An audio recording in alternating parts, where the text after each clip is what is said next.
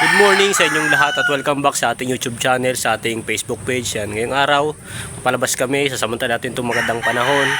Punta pa lang tayo kila Marcos at naka-prepare na rin sila. Bali, hinatid lang niya si Marcos date kasi may pasok sa school. So, yan. At yung nga pala, maraming salamat sa nagpabigay ng t-shirt natin na pinaprint pa niya yung page natin sa t-shirt na ito, yung suot natin yan. Meron tayong Rans TV yan. At may 4 na sticker na kasama. Tapos yung sticker ng shop niya. Ito yata yung shop niya. Yan. Printing shop Mac Service. Yan. Yan yung kanyang shop. At salamat Sir Mac sa mga binigay nyo sa amin na maaari namin magamit dito sa pagmi-mission namin. Napakaganda ng tela. Saktong-sakto sa ano natin sa mga lakad natin kasi yung tela niya is maganda, dry fit siya.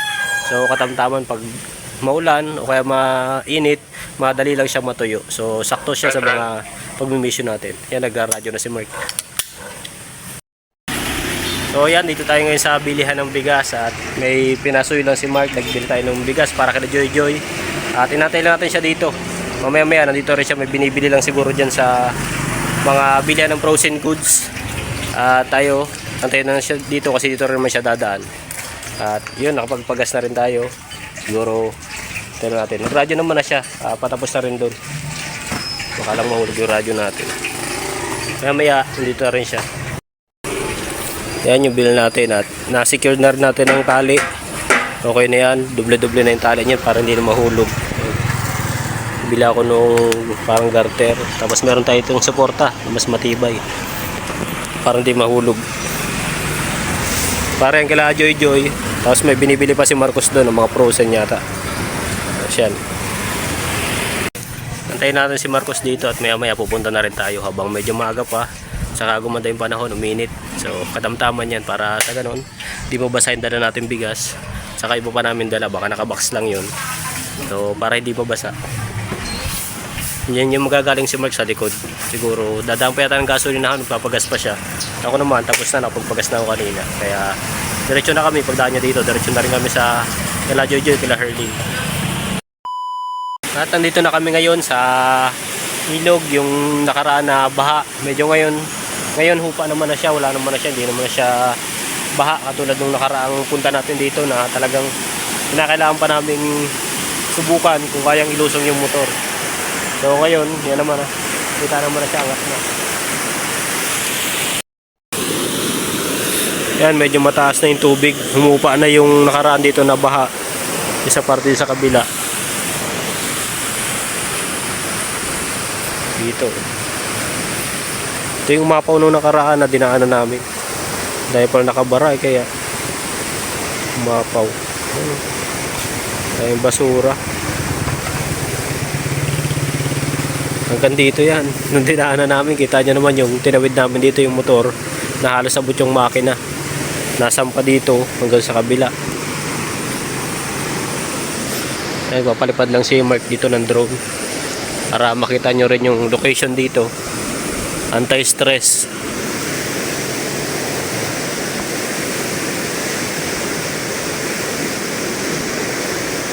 Yung kagandahan sa probinsya libre na yung linisan mo tulad ni Kuya, ito naman. Libre yung tubig na dito pag washing. Ano, medyo malakas lang. Malakas ang agos. Grabe. Ha? Sa? Sira pa yata yung drone natin. Yung pagtama kanina sa nyug. Tama sa nyug nahihirapan siyang i-balance na yung hindi na siya, wala na yung balancer niya siguro. Ay. Sira pa. Wala tayo pang palipat. Baka naman kaya pang paayos. Pa-check na lang din natin. Yan, tumama doon kanina sa nyug. Pagpalipad namin doon kanina, sobrang lakas ng hangin. So dinadaanan. Siguro pag hangin niya, sakto umano doon sa nyug, tumama doon sa nyug. Kaya nagka-problema. Try kung kaya pang ayusin. Sunod maayos pa naman. Kahapon yung motor mo. Ngayon naman yung drone. Ngayon naman itong drone. Kaya pa naman to, ano lang to. Papacheck lang yung balancer niya. Papacheck lang. May nag-ayos naman siguro niyan dyan, sa diet na. Sa diet. Pag wala sa Manila, nasa Candelaria na. Nalungkot ako bigla. Nakakalungkot yan. So yan, dito na kami ngayon kila Erlyn at kila Joy Joy. Nagsiset up lang kami ng camera, ng camera. Nakaborolol na, ano doon sa bigas yan, tagilid na yung bigas natin. No? Sobrang dulas ng daan kanina. Nahirapan kami magbiyahe. Ibang iba ng mga nakaraan kasi ngayon sobrang dulas. Grabe yung lumot, yan yun naman. Oh. Kapal. Hirap na. Sobrang dulas ng kalsada kaya dandahan kami. Tapos may dala pa tayong bigas na patagitagilid na. Hindi ka makapagbilis. Hindi makapagbilis ng ano. Pero awa naman Diyos, nakakarating naman kami ng safe sa ganito, sa dandahan lang. Makasabi nga, kahit mabagal, basta tuloy-tuloy, makakarating din. At yun, dito na nga kami. So, ayan, set up muna tayo. Tapos vlog kila Joy Joy, kila Herlyn. So, ayan, kalabas na tayo. At kakatapos lang dito mag-vlog kila Joy Joy, kila Herlyn. Medyo madulas lang yung daan, yung sobrang putik. May dala kaming lutuin. Boundary na naman. Yan, salamat sa tatay ni nila Herlyn at nila Joy Joy. Nabigyan kami ng manok, 2. So, Baka native yan. native yan. So, yan, masarap yung sabawan. Alam naman na iba yan na pag native, masarap talaga yan pag sinasabawan. Malasa. Kumpara dun sa mga manok na binibili sa palengke, ganyan. Ibang lasa niyan talagang. Kahit wala pang rekado, malasa na. Last. Saka ito pwede. Yung sa akin. May isang, ano ba? Pinataliwan. Yung sa unahan na lang. Ito, kanin ko na lang. Ipitin ko na lang. Nandito? Oo. Bait naman yung manok, di naman napalag. Yeah, mamaya pa yun papalag. Pag nahangin na rin, tsaka lang napalag. Pag nahangin na. Buti na lang nakuha mo yung battery dito kanina. Iniwanan mo lang dyan, nandito lang. Dito lang sa lagay. Naka-open po naman. Nakabukas pati. Wala sana. Buti hindi nawala. So, hindi naman siguro nakikita ng mga tao dito. Bait Saka na. alam naman nila. Alam naman, kilala naman tayo dito eh. Bagay alam nila na gamit ng mga vlogger yan. Yung pag-alaman niya yung ganyan. Naman. Kasi naiwan yung battery ng camera namin kanina dito. Hmm. Pinakuha ko kay Rans, kala ko nandito. Nasa Nandun loob. pala sa dito lang sa labas. Nasa labas na So muntik nang mawala. Kung sa naka-charge na. iba-iba siguro, baka wala na. Naka-charge lang sa doon ay hindi naman mag-charge kasi ano, hindi naman Kapatay na. nagana. Labitin na lang itong manok. Ito lang sa unahan. Ipitin ko na lang ng hita para sa ganun madala natin pa uwi. So yan, kita-kita lang dun sa amin at maghahabol kami ng oras kasi si Kian lalabas ng alas 4, susunduin pa ni Marcos kaya medyo maghahabol kami ng oras ngayon. Pero dadandahan pa rin kami kasi medyo madulas yung daan.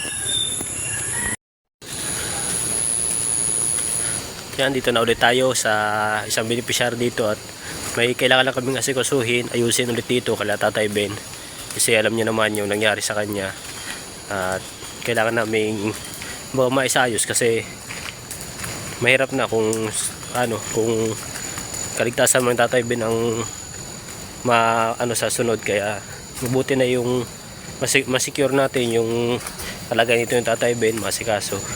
Kaya yun, pabalik-balik kami dito kala Tatay Ben para kasi kasuhin din ito, imbestigahan kung ano, kung sakali mang makakakit, kung sakali mang may makausap kami na nakakita eh maaari natin ipatawag sa barangay para sa ganun hindi na maulit yung ganun pangyari kay Tatay Ben. Yan, at kakagaling namin kila Joy Joy, medyo naghiwalay kami ni Marcos kasi naghahabol siya ng ng oras at susundo dun sa anak niya kay Marcos, kay Kian. Kaya nauna siya sa akin. Ako naman di ako mapagmamadali kasi may dala tayong manok. Nasa unahan ko. Iniipit ko lang ng hita ko yung manok doon na 2 na nasa bayong. Nasa unahan ng motor ko. Iniipit ko lang kaya di ako mapagpadali ng takbo. Kaya yun, naghiwalay na lang muna kami ng takbo. Nauna na si Marcos. Ako naman nagpahuli na. So ayun naman, doon na lang kami nagkita sa shop nila. Sa shop nila Commander. Kaya yun. At yun, balik kami dito kay Tatay Ben. At yung camera kahapon ay nagka-problema yata. Kaya nawala ng update kay Tatay Ben. Sabi, dulas. At chinelas lang tayo. At maganda naman yung panahon, hindi naman umuulan. Kaya nagchinelas lang kami, hindi na kami nagbuta. Kasi kung nagbuta pa tayo, hindi naman ano, kasi mainit naman kahit pa paano, hindi naman umuulan. Tulad ngayon, oh, yan, napaganda ng panahon. Hindi lang namin alam kung yung Tatay Ben, parang wala yata. Nandiyan.